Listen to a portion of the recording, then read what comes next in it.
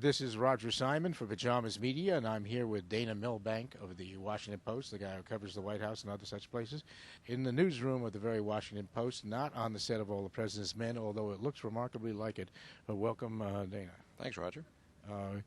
We were also this morning together at this the event hosted by DLA Piper, where a number of prognostications were made about the election.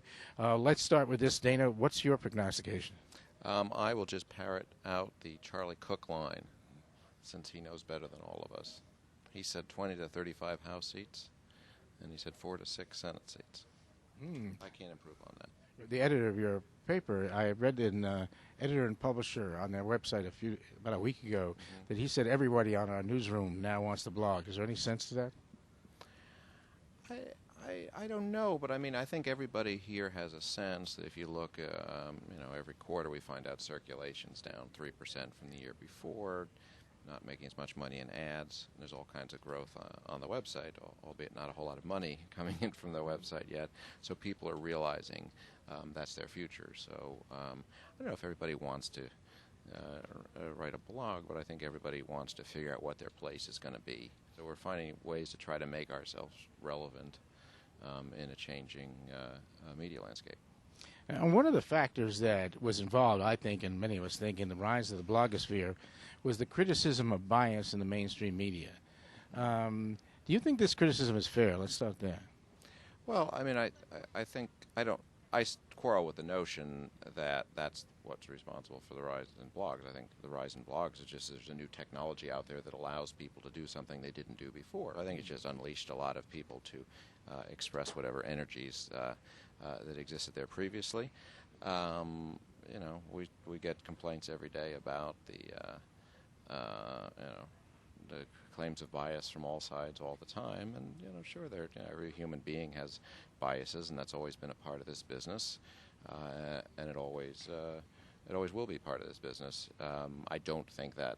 I think it's unrelated to the declining circulation, and that's a technology-driven thing entirely. But so I think there are two trends going on independently of each other. Well, how do you make the distinction between bias and objectivity? How does that really work? Well, I don't think people use the notion. People say the word objective. I think it's kind of nonsense. We're not objects, and you can't be perfectly independent of the world you're living in. It's just not something that's not humanly possible to do.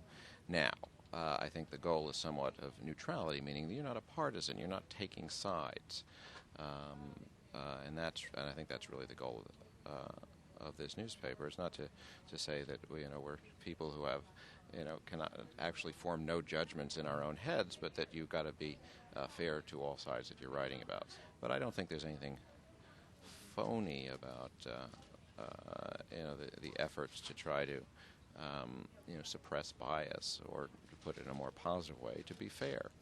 And I think that's what my colleagues do here all the time. It doesn't work all the time. Sometimes something comes out and you sort of wince and say, that looks like you've got an agenda there. And the truth is, I find the longer you're in this business, the more you come to the conclusion that pretty much everybody in this town is full of crap. What about the anonymous sources issue? I know that's one that the blogosphere has been criticizing the mainstream on. What's the policy on anonymous sources here at the Post? Gosh, I can't speak, as a corporate policy matter, but obviously they've been trying to cut down on the use of them. I don't use them at all because, as a general rule, because I don't need to, and I'm not doing investigative, sensitive things. Now, some of my colleagues here have, won Pulitzer Prizes and exposed many things that they could not have done without the use of anonymous sources. So there's one extreme, like what I do, there's never an excuse for it, or just about never. At the other extreme is, if you're going to lose your job or perhaps your life for having your name attached to it, well, definitely. And then there's the in-between, and I think people just try to go through it and say, when is this actually adding some value? When are we getting information that we couldn't get in some other way? I know that the New York Times has been under it recently with this new revelations from the Hoaxer Committee regarding a staffer who they seem to have, I don't know the details, isolated the leaker here. Do you think there's any culpability on the part of newspapers when they take information like this from someone who's leaking intelligence? Well, that seems certainly is the administration's position, trying to enforce the 1917 Espionage Act, where it's not only a crime, as it's been generally accepted, to leak national security information, classified secrets, but even to possess it or to pass it on to another, even if you're not a government official. So that basically, if we're to take that seriously, that means what most journalists and lobbyists and lawyers and others do in this town is inherently illegal. Dana, you were a poster child for bias when you appeared on the Keith Olbermann show. How did you deal with that? What happened, and what was the flack that you took? Well, I've been a poster child in many different posters over many years for various complaints. So many people continue to use that image of me, on the web now that I suspect it'll sometime arrive on my tombstone, decorated in the orange hat and the orange vest, and don't forget the orange gloves. If that's what people want to do, I think that it's important for people to have fun, and when the vice president goes quail hunting and shoots his buddy, that's funny.